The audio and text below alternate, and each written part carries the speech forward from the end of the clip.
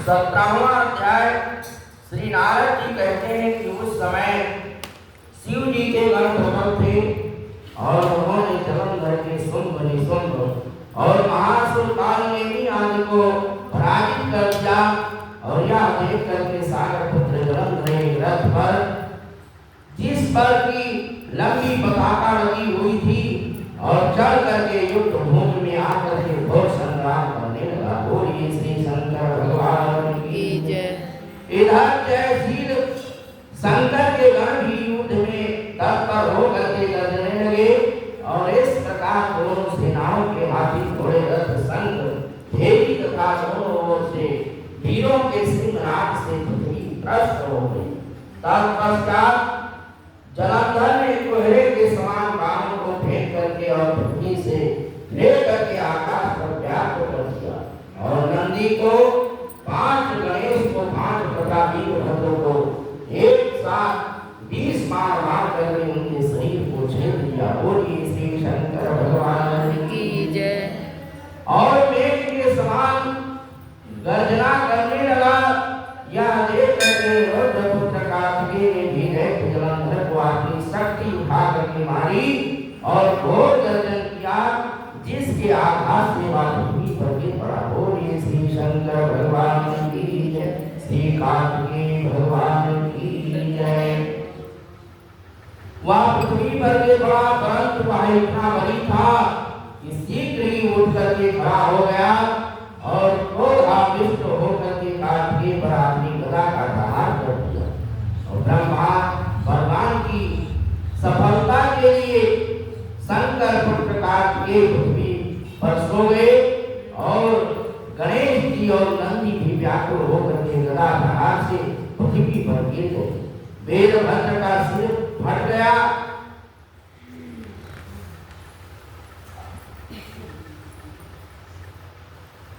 बहुत सा रक्त बहने लगा।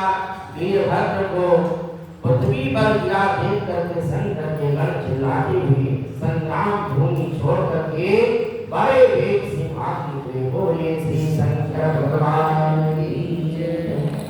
18वां अध्याय। देव ऋषि नारद जी ने कहा कि अब रौद्र रूप महाप्रभु शंकर अपने वीर गणों के साथ नंदी पर चढ़ करके हंसते हुए युद्ध भूमि में आए। तब उनको आया देख करके उनके पराजित गण फिर लौट आए और सिंहनाद करते हुए आयुधों से दैत्यों पर प्रहार करने लगे। भीषण रूपधारी रुद्र को देख करके दैत्य भागने लगे।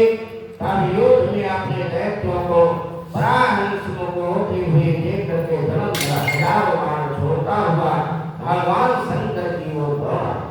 और उसके शुंभ आदि भी वीर भी क्रोध से अपने ओठों को कड़कड़ाते हुए भगवान शंकर की ओर दौड़ पड़े। बोले श्री शंकर भगवान की जय। इतने में भगवान शंकर ने जलंधर के सब बाण जालों को काट करके और अपने गणों को निर्भय करके अपने अन्य बाणों की आंधी से दैत्यों को पीड़ित कर दिया। खरगोरमा नामक दैत्य को अपने फरसे से मार डाला। बलाहट का सिर काट दिया और भस्मर भी मारा गया। और शिवगण चिकित्सा ने प्रचंड नामक दैत्य का सिर काट डाला। और किसी को शिव जी ने बैल से मारा और कई उनके बाणों द्वारा मारे गए।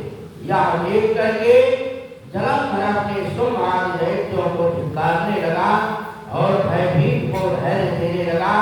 पर किसी प्रकार भयग्रस्त दैत्य द्वारा युद्ध भूमि में आने को तैयार नहीं हुए। बोलिए श्री शंकर भगवान की जय, श्री लक्ष्मी नारायण भगवान की जय। दैत्य सेना ने पलायन किया। तब वह महाक्रोध जलंधर शिव जी को अपनी ओर ललकारने लगा। साथ ही उसने 70 बाण मार करके और शिव जी को दग्ध कर दिया तथा और भी बहुत से बाणों का प्रहार किया। शिव जी उसके बाणों को काटते रहे और यहाँ तक कि उन्होंने जलंधर की ध्वजा, छत्र और धनुष सब काट डाला।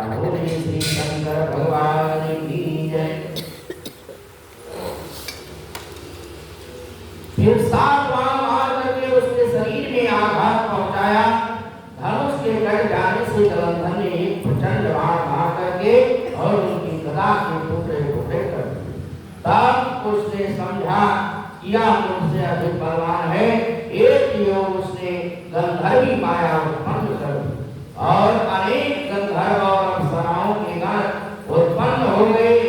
वीणा और मृदंग आदि वाद्यों के साथ नृत्य और गान होने लगे और इससे अपने गणों सहित रुद्र भी मोहित हो गए और उन्होंने युद्ध बंद कर दिया। फिर तो काम मोहित जलंधर बड़ी शीघ्रता से त्रिनेत्र भगवान शंकर का रूप धारण करके और वृषभ पर बैठ करके पार्वती के पास जा पहुंचा। उधर जब पार्वती ने अपने पति को आते देखा तो उसने सखियों का साथ तैयार किया और आगे आई। पार्वती को देख करके कामातुर जलंधर का बीज पतन हो गया और उसने पतन से वह जल भी हो गया और गौरी ने उसे दानव समझा। वह अंतर्ध्यान हो करके उत्तर की ओर मानस पर चली गई। तब वहां पार्वती को ना देख करके जलंधर फिर शिव जी की ओर लौटा।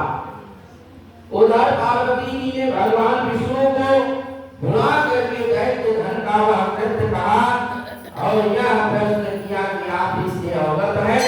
भगवान विष्णु ने हाथ जोड़ करके और सिर नवा करके उत्तर दिया कि आपकी कृपा से मुझे सब कुछ ज्ञान है। हे माता, जो आज्ञा हो पालन करो।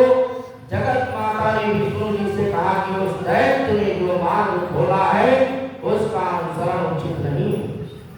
मैं तुम्हें आज्ञा देती हूँ कि तुम जाकर उसकी स्त्री का पति व्रत भ्रष्ट करो और वह दैत्य कभी मरेगा। पार्वती जी का यह आज्ञा पाते ही भगवान विष्णु उसको शिरोधार्य करके और छल करने के लिए जलंधर के नगर की ओर चल दिए। वो ही श्री लक्ष्मी नारायण भगवान की जय, श्री शंकर भगवान की जय, श्रीमन्नारायण नारायण